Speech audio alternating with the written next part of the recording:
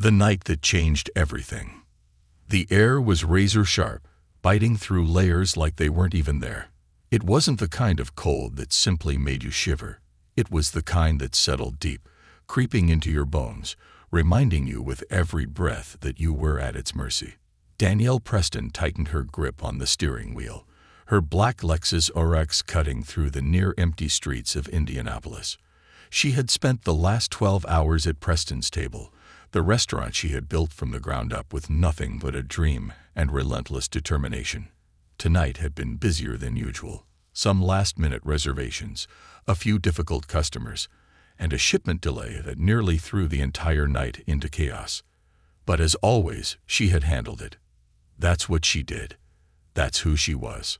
Her eyelids were heavy, exhaustion dragging at her limbs, but home was just a few minutes away. She turned up the stereo, letting the soft hum of Jill Scott fill the silence. The warmth from the heated seats was the only thing keeping the chill at bay. Then, flashing lights.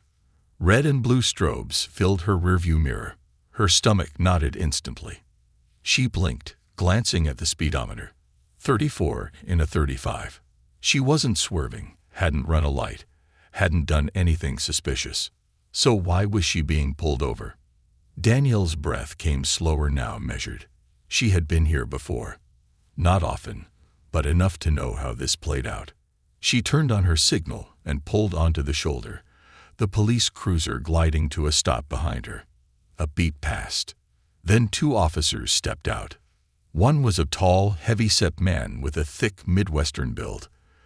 The other, a blonde woman with piercing, hawk-like eyes. Deputy Mark Stevens and Officer Jennifer Crowley. Danielle kept her hands visible on the steering wheel, her fingers slightly curled, her pulse hammering in her ears. She lowered the window, the frigid air biting instantly at her skin. "License and registration," Stevens said, his voice flat. No greeting, no explanation, just an order. Danielle handed them over, keeping her other hand visible. "Can I ask why I'm being stopped?" Officer Crowley shifted her weight, her eyes scanning Danielle's face like she was looking for something, an excuse, a weakness. "You were driving a little erratic back there," she said smoothly. "Any reason for that?" Danielle's brows knit together. "I wasn't driving erratic. I just got off work, heading home." Crowley tilted her head. "Where do you work?" Danielle exhaled, forcing her frustration down. "I own a restaurant. Preston's Table, downtown." Stevens smirked. "That right? Big shot business owner." Danielle's jaw tightened at the condescension dripping from his words. She had been through enough in her life to recognize when someone didn't respect her, but she didn't take the bait. "I need you to step out of the vehicle," Crowley said. Danielle's breath hitched. For what? She had done nothing wrong. Still, she knew better than to argue. Wordlessly, she unbuckled her seatbelt and stepped out. The wind hit her like a blade, slicing through her coat as though it wasn't even there. "Hands where we can see them," Stevens ordered, motioning for her to stand by the trunk. Danielle obeyed. Crowley circled the car, her flashlight sweeping through the back seat. "You been drinking tonight?" "No." "You sure?" Crowley pressed. Danielle's hands curled into fists inside her pockets. "Yes." Stevens chuckled, his arms folding over his chest. "Your eyes look a little glassy. Maybe you're on something else." A sharp breath left Danielle's lips. She had heard this script before. "I'm not under anything," she said evenly. Crowley took a step closer. "You're acting a little defensive. That's what guilty people do." Danielle held her ground. "I don't have anything to hide." But it didn't matter. Crowley grabbed her wrist, spinning her around before she could react. The pressure of the cold pavement against her chest sent a shock through her body. The humiliation burned hotter than the freezing air. Their hands ran down her sides, over her jeans, pressing into her pockets. She had never felt so powerless. Crowley stepped back after a moment. "You check out." Danielle turned, crossing her arms over her chest for warmth. "Can I go now?" Stevens rubbed his chin like he was thinking about it. "Mom, "You're acting real impatient." Crowley sighed dramatically.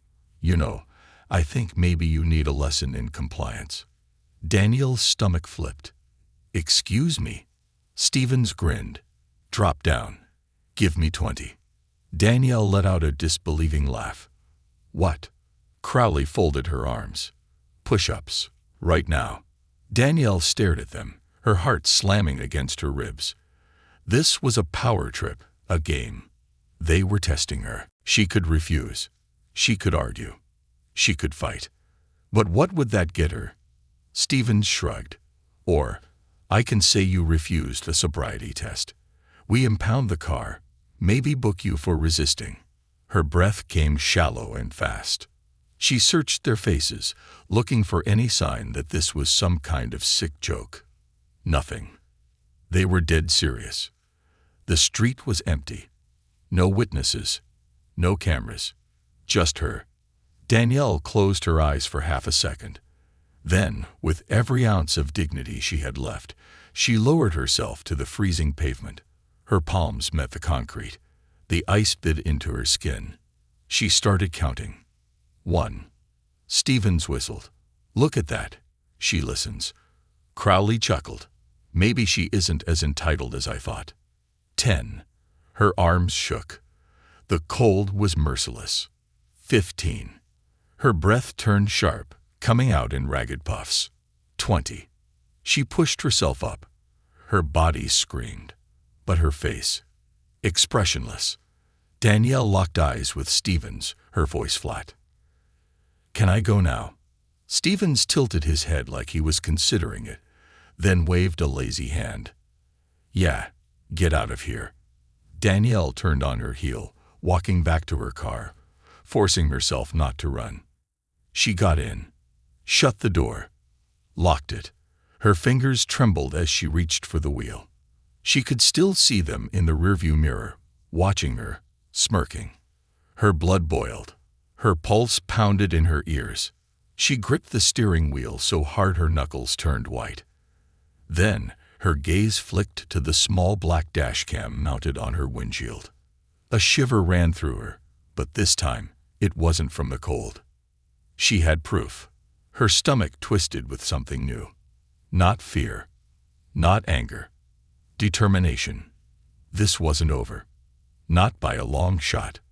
The fight begins. The drive home felt like a fever dream. Danielle's hands were still trembling as she gripped the steering wheel, her knuckles white, her body buzzing with adrenaline and something darker. Rage. She had just been humiliated, forced onto the freezing pavement like a criminal for no reason other than the sick power trip of two officers who thought they could get away with it. And maybe, in another life, they would have. But not this time. The dashcam had captured everything. The laughter, the threats, the humiliation, every second of it. And now, she had a choice. She could go inside, take a hot shower, push the whole night down into some deep, dark part of herself, and try to move on like it never happened. Or she could fight. Her hands tightened on the wheel. There was no choice. She pulled into the driveway of her Carmel home, cutting the engine. The house was silent, dark except for the faint glow of the porch light. Her phone buzzed. She ignored it. She sat in the car for a long moment, staring blankly at the dashboard, trying to process what had just happened. It wasn't just anger. It was something deeper. A raw, visceral sense of violation. She had built a life for herself, worked her ass off for years to create a business. She had power, influence, a name that meant something in this city, and yet tonight, none of that had mattered. To those cops, she was nothing. Just another black woman driving a nice car at the wrong time of night. Just another name they could bury if she tried to push back. Danielle exhaled sharply, her breath fogging up the windshield. Not this time. With stiff fingers, she grabbed her phone and scrolled down her contacts. She hovered over one name. Gregory Fields. Her lawyer. Her shark. Her thumb hesitated over the call button. She wasn't afraid of a fight. She had spent her entire life fighting. But she knew what this would mean. Going after cops wasn't like handling a business dispute. It wasn't like dealing with a rude customer or a bad vendor. This was war. And war had consequences. She closed her eyes, took a breath. Then she hit dial. "Tell me everything." Gregory Field's voice was sharp, measured.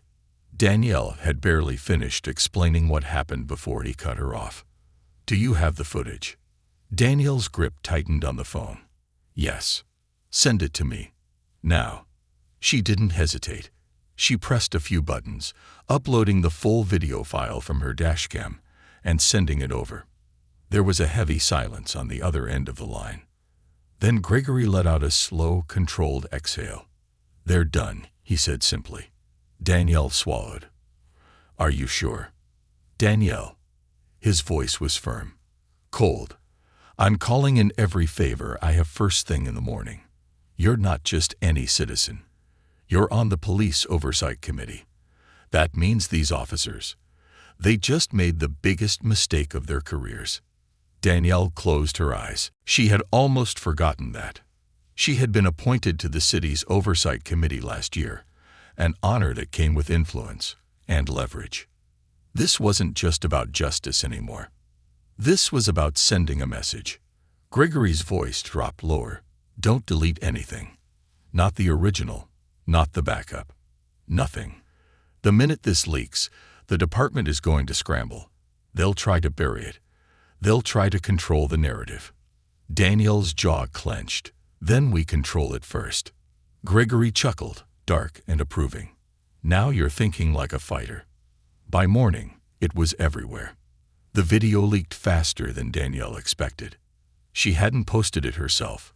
Gregory had made sure of that. But somehow, by dawn, it had spread like wildfire. News stations, social media, activists. Everyone was talking about it. The footage showed everything: the stop, the unnecessary pat-down, and the humiliating punishment of being forced to do push-ups on the freezing pavement. It wasn't just outrageous. It was indefensible. The Indianapolis Police Department issued a vague, "We are investigating the matter" statement, but it was clear that they were panicking. By noon, the mayor's office was involved. By 3 p.m., the police chief had scheduled an emergency press conference. And by 6 p.m., both Officer Crowley and Deputy Stevens were suspended without pay. Danielle sat in her office at Preston's table, watching the news on her laptop, sipping a steaming cup of coffee as reporters tore the department apart. It wasn't enough. She wanted them fired. She wanted them charged. She wanted them to feel as powerless as they had made her feel. Her phone buzzed. "Gregory." She picked up immediately. "They're scrambling." His voice was calm, but there was a sharp edge of amusement underneath. "I just got word that the mayor is personally demanding answers. This is bigger than just a few rogue cops now. This is about the entire system." Danielle smirked, tapping her nails against the desk. "Good. But listen," Gregory continued, his tone turning serious. "They're going to come after you now." Danielle's spine straightened. "Let them." "I'm serious, Danielle." His voice was low, urgent. "The police union, their supporters. They're going to dig. They're going to try to make this about you, not them." Danielle's jaw tightened. "I don't have anything to hide." "That doesn't matter," Gregory said. "They'll twist things.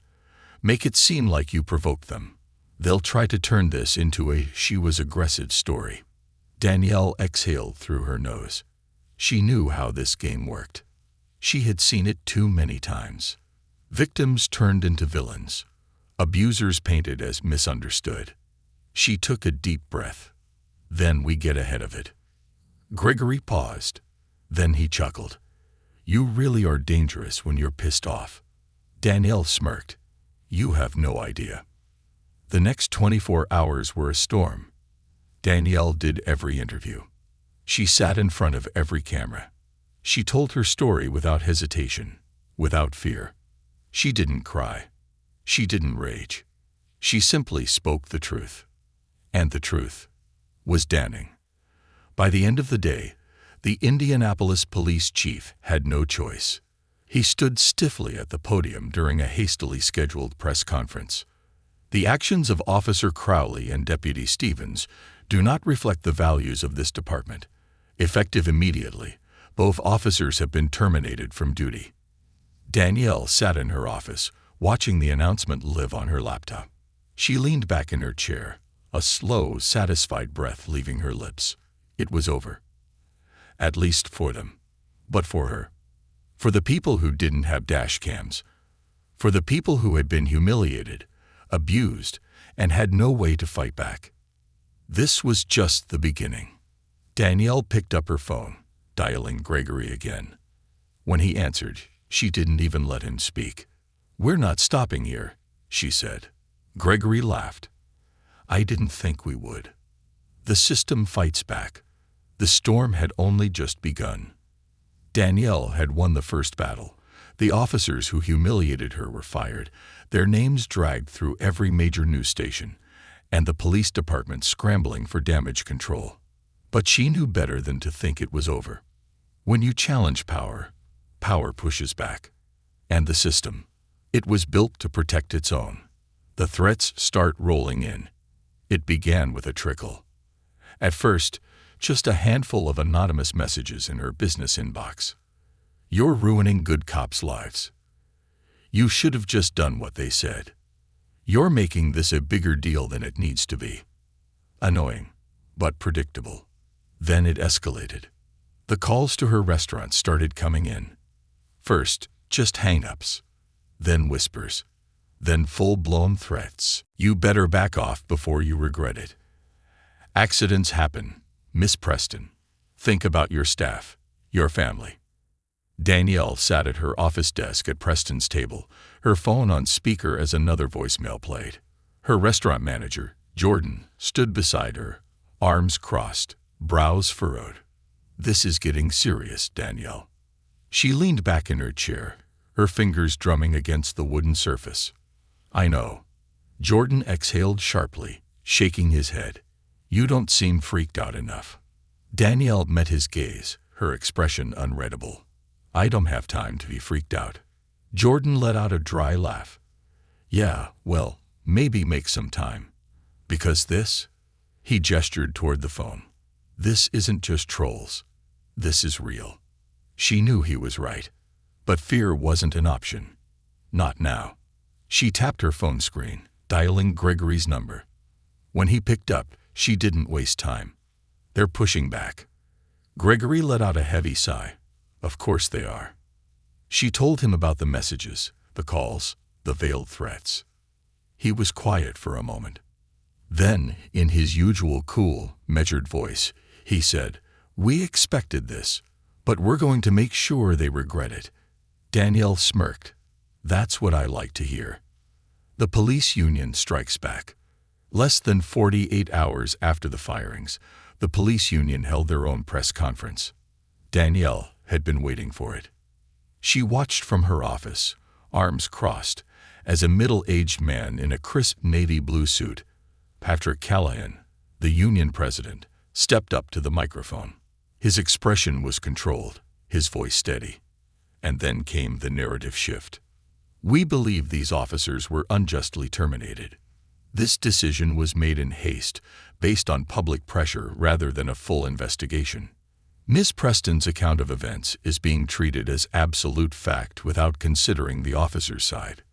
There was no excessive force, no brutality, just a misunderstanding blown out of proportion." Danielle gritted her teeth. Gregory's voice rang in her head from their last conversation. "They're going to try to turn this on you." And that's exactly what they were doing. By evening, the headlines started shifting. Did these officers really deserve to be fired? Was this just political pressure? The other side of the story. Union says officers were just following procedure. Danielle slammed her laptop shut. Jordan, sitting across from her, exhaled loudly. Unbelievable. Danielle flexed her hands, trying to suppress the slow-burning rage curling in her chest. "They're playing the victim," she muttered. Jordan scoffed. "Of course they are. That's what they do. They can't admit they were wrong, so now they're flipping the script." Danielle exhaled through her nose. She wouldn't let them win. "Get the press on the phone," she said. "We're going to war." The interview that changed everything. Danielle sat in the bright-lit studio of WinDW5 News, across from veteran journalist Lisa Holloway. Lisa wasn't just any reporter. She was sharp, unapologetic, ruthless with the truth, which is exactly why Danielle had chosen her for her first live interview. Lisa leaned forward, her piercing blue eyes locking onto Danielle's. "Ms. Preston, the police union says you're overreacting, that you're blowing this out of proportion, that you've ruined the careers of 2 officers for what was, in their words, a simple compliance issue. What do you say to that?" Danielle kept her expression neutral, but inside, her blood boiled. She took a slow breath. Then she spoke. "If I hadn't had a dash cam, would anyone believe me?" The studio fell silent. Lisa blinked. "What do you mean?" Danielle leaned forward, her voice calm, steady. "I had video proof. I had clear, undeniable evidence of what happened. And even with that, they're still trying to twist the story to make it seem like I did something wrong." She paused. Let the weight of her words sink in. Now imagine how many people this has happened to who didn't have cameras, who had no way to prove what was done to them. Imagine how many times stories like mine get buried because it's their word against the system. Lisa nodded slowly. Danielle's voice hardened. "This isn't about 2 officers losing their jobs. This is about accountability. This is about a system that allows this to keep happening." She turned, looking straight into the camera. "This fight isn't over." The interview went viral. The police union's press conference. Forgotten. The narrative had shifted back. Danielle Preston was no longer just a victim. She was a warrior. The retaliation. By the end of the week, Preston's table had been vandalized. Danielle arrived one morning to find the front windows shattered. Spray paint covered the walls. Rat. Liar. COPs pro TKTUS. Who PURTECTs you? Jordan stood beside her, his jaw clenched. "We need to call the cops." Danielle laughed. A bitter, hollow sound. She turned to him, shaking her head. "You really think they'll do anything?" Jordan didn't respond, because they both knew the answer. Danielle exhaled, running a hand down her face. She was tired, but she wasn't done. Not even close. She pulled out her phone and snapped a photo of the damage. Then she opened Twitter. She typed one sentence that set the world on fire. "This is what happens when you stand up to power. And I'm still standing." She hit send. Then she turned to Jordan. "Call the contractors. We rebuild today." Because they weren't just fighting a battle anymore. They were starting a revolution. When they can't break you, they try to bury you. Danielle Preston had expected backlash. She had anticipated the smear campaigns, the fake narratives, and the coordinated attacks from people desperate to protect a broken system. But she hadn't expected this. By the time she woke up the morning after the vandalism at Preston's table, she was trending. But this time, it wasn't in her favor. The smear campaign begins. The first headline was subtle. Who is Danielle Preston? A closer look at the woman behind the viral police controversy. She had seen this playbook before. At first, they start innocently. A soft dig here, a questionable connection there. Just enough to plant doubt. Then it escalates. By noon, her entire life was being picked apart by political commentators, social media trolls, and news outlets looking for any reason to discredit her. Danielle Preston's restaurant once faced a health violation. Can she be trusted? Preston has been arrested before. Is she really the victim? Is this really about justice, or does she just want fame? Danielle sat at her kitchen table, scrolling through her phone, feeling the weight of a system determined to destroy her. She could already hear Gregory's voice in her head. "They're coming for you. Stay ahead of it." She exhaled, pressing her fingers into her temples. Her restaurant's one health violation. It was 5 years ago. A minor infraction, resolved within a week. Her arrest.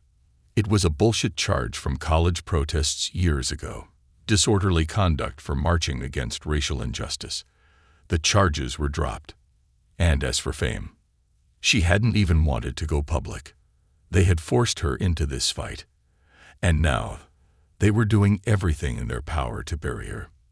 The personal attacks. By mid-afternoon, the messages turned vicious. You're a disgrace. Just shut up and go away. Maybe if you had just listened, you wouldn't be here. Hope your business burns down next time. She was prepared for this. But what she wasn't prepared for. The threats against her family. A text message from an unknown number. You think you're untouchable. Bet your mom doesn't. Danielle's stomach dropped. She immediately called her mother. It rang once, twice, 3 times. Then, "Hey, baby girl." Her mom's voice was cheerful as ever, but Danielle's pulse was racing. "Mom, are you okay? Have you seen anything weird? Anyone strange near the house?" Her mother paused. "What's going on?" Danielle stood up, gripping the phone tighter. "Someone sent me a threat. About you." Silence.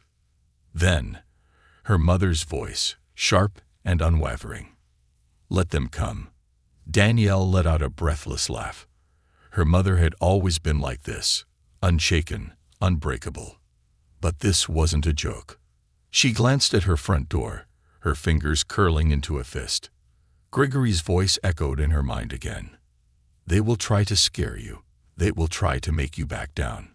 But the moment you do, they win." And Danielle wasn't built to lose. Calling in the big guns.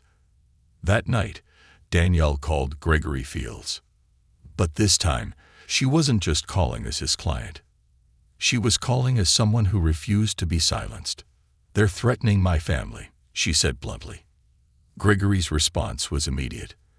"I'm pulling in protection for you." Danielle flinched. "I don't. This isn't up for debate." His voice was sharper than usual. "I don't care how strong you are, Danielle. You're pissing off a system that doesn't like losing. They'll get desperate. And desperate people are dangerous." Danielle hated the idea of bodyguards. She had never wanted to be the kind of person who needed protection. But this wasn't just about her anymore. It was about everyone she loved. She let out a slow breath. The lawsuit. By the next day, it was official. A multi-million-dollar defamation lawsuit had been filed against her by Stevens and Crowley. She stared at the court papers in her hands, her fingers gripping the edges as she read through the ridiculous claims. Plaintiff has suffered irreparable damage to their reputation due to Ms. Preston's baseless accusations. The statements made by Ms. Preston were inflammatory, misleading, and intended to incite public outrage. We seek damages for lost wages, emotional distress, and reputational harm. Danielle let out a slow breath, then calmly placed the papers on her desk. Gregory sat across from her, watching her reaction carefully. "Well," he asked. She met his gaze. "We fight. The public turns against them." Danielle knew what the police union was trying to do. They wanted to bankrupt her. They wanted to intimidate her. They wanted to scare every other victim into staying silent. But what they didn't expect was what happened next. The public backlash was immediate. They humiliated this woman, and now they're suing her. Are these cops serious? They're literally trying to silence her. Imagine abusing your power and then playing the victim when you get caught.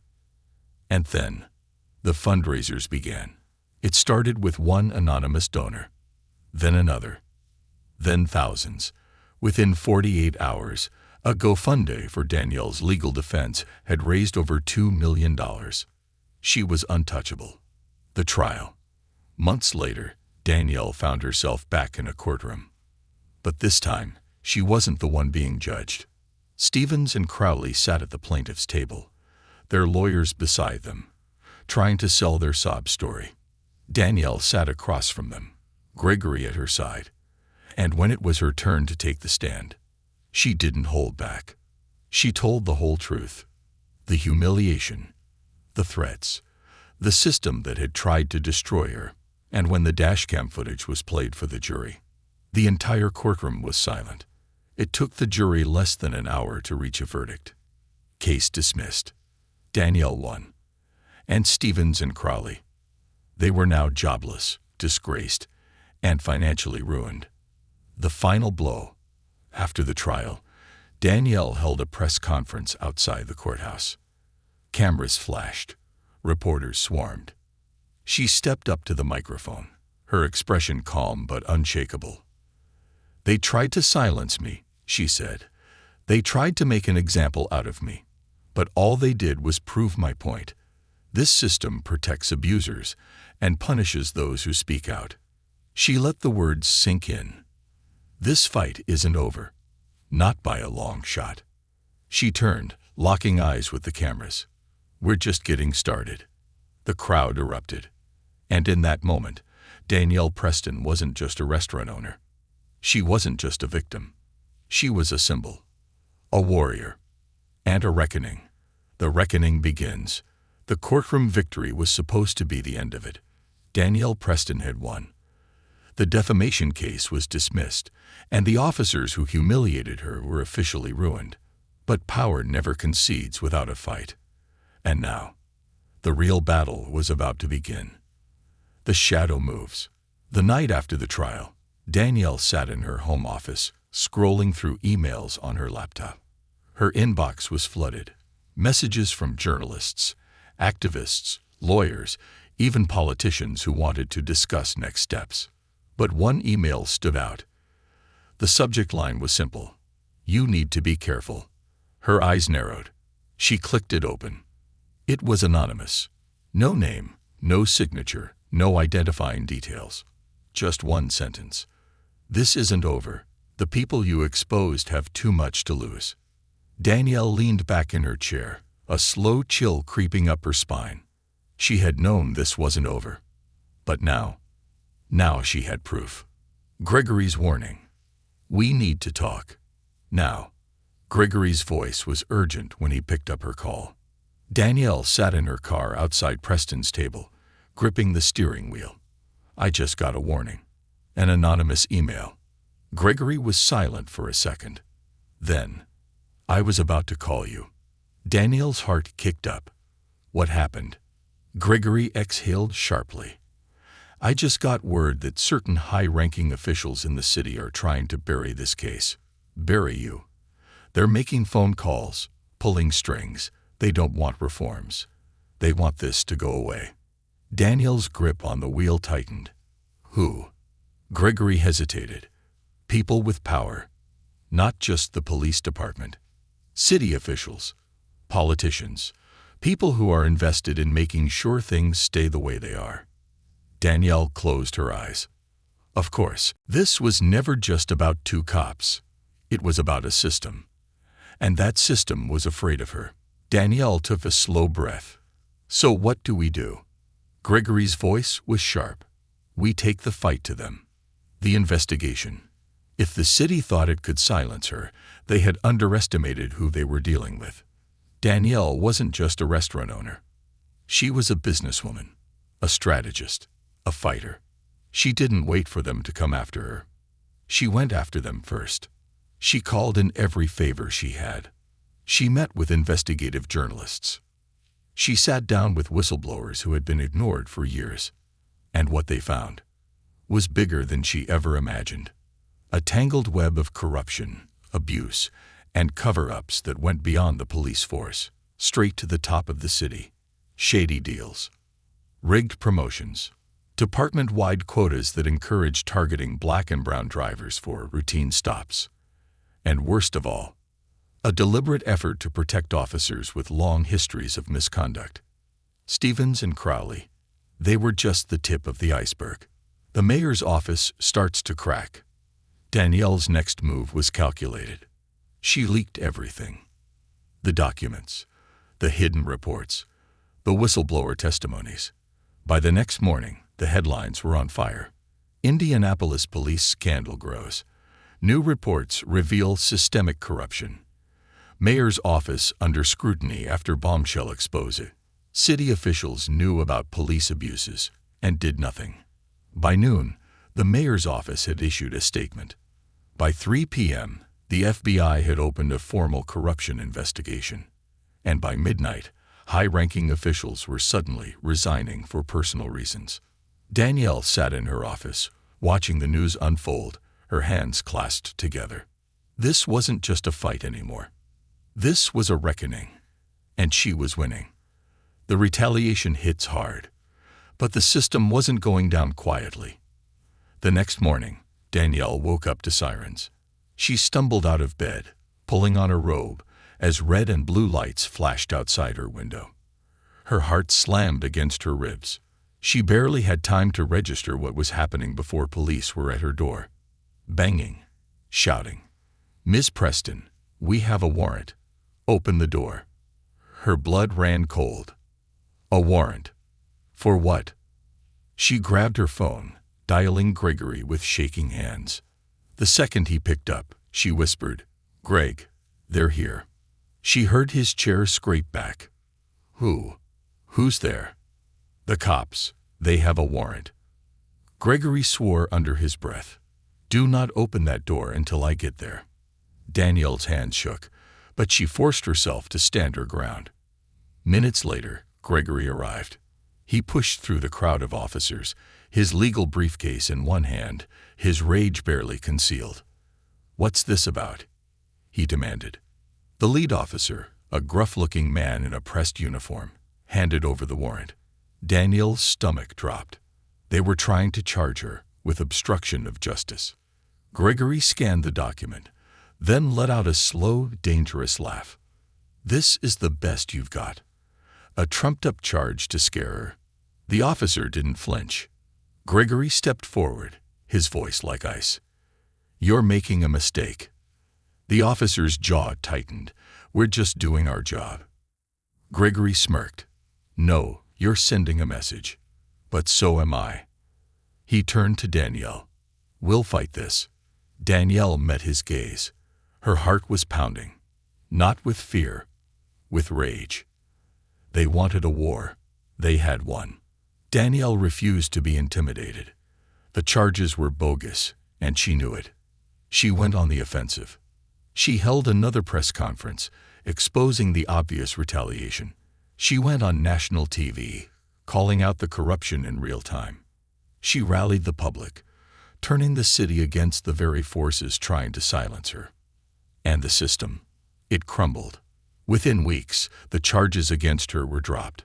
Within months, the police chief resigned. And by the end of the year, the entire city's law enforcement policies had been rewritten. Danielle had gone from victim to warrior, from businesswoman to activist, from target to legend. And as she stood on the steps of City Hall, watching the system she fought so hard against finally begin to change, she knew one thing for certain. This wasn't just her victory. It was a victory for every single person who had ever been silenced. And they would never be silenced again. A legacy forged in fire. The fight had lasted a year. 12 long months of battles fought in courtrooms, in newsrooms, in the streets. A year of sleepless nights, threats, and a system that had thrown everything it had at her. Legal warfare, intimidation, even a bogus arrest warrant. And yet, Danielle Preston was still standing. The final verdict. The courthouse was packed. Reporters lined the steps, cameras flashing. Protesters held up signs, chanting her name. This wasn't just about her anymore. This was about the movement she had started. Inside, Danielle sat at the defendant's table, Gregory beside her, as the judge read the final decision. After review of all evidence and witness testimony, the courtroom was silent. The court finds that the charges against Ms. Preston were without merit. This case is hereby dismissed with prejudice. Danielle exhaled. The room erupted.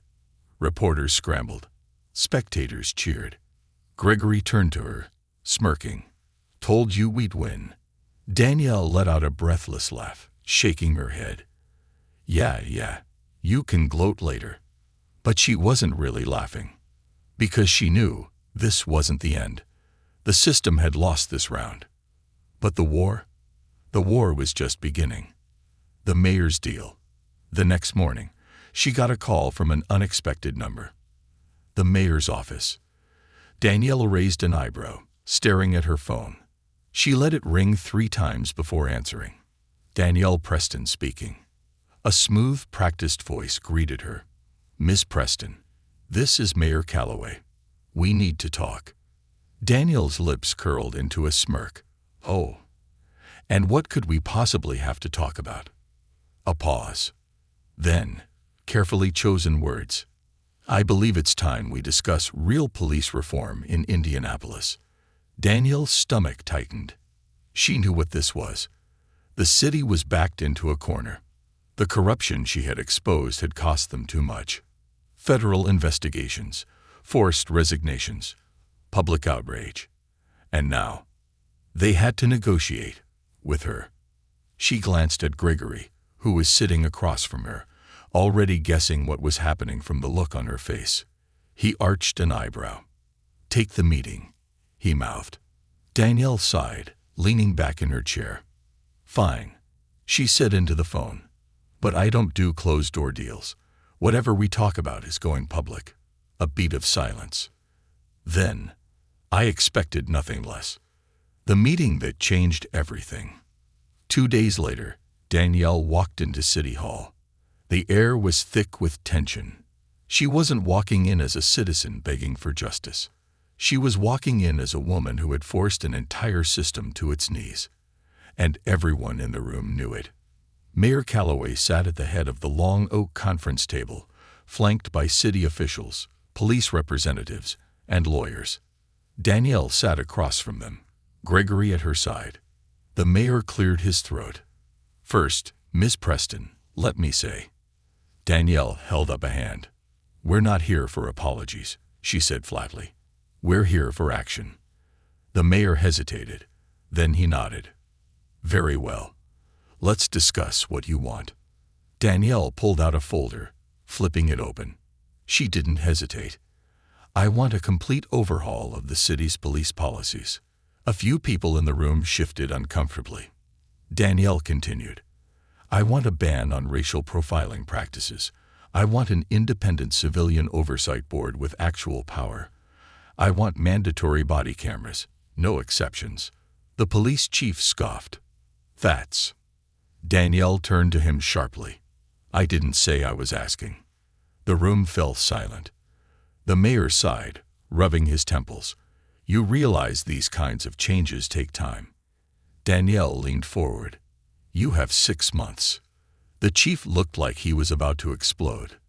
That's impossible. Danielle arched an eyebrow. You know what else should have been impossible, she said, getting 2 officers fired for abusing their power. But I made that happen. And I can make this happen too. The chief clenched his jaw. The mayor exhaled.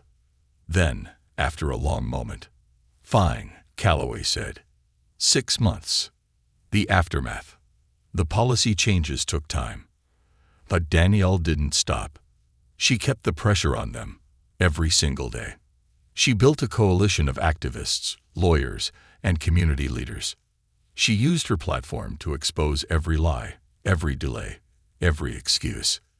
And 6 months later, Indianapolis had one of the most progressive police reform policies in the country. Mandatory body cams with strict penalties for violations. An independent civilian oversight board.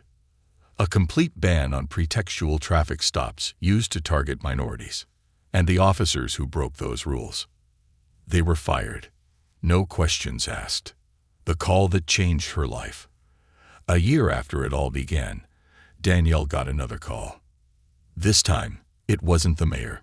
It was Washington, D.C. A senator. Someone big. Ms. Preston, the voice on the line said, your work has caught the attention of some very powerful people. Have you ever considered taking this fight national? Danielle's pulse spiked. She glanced at Gregory, who was already smirking. She took a deep breath, smiled, and said, Let's talk. Danielle Preston wasn't just a name anymore. She was a symbol, a movement, a woman who had walked into hell, fought the system, and won. And now, she wasn't stopping, because there were too many people still waiting for justice, and Danielle Preston wasn't done fighting. Not yet.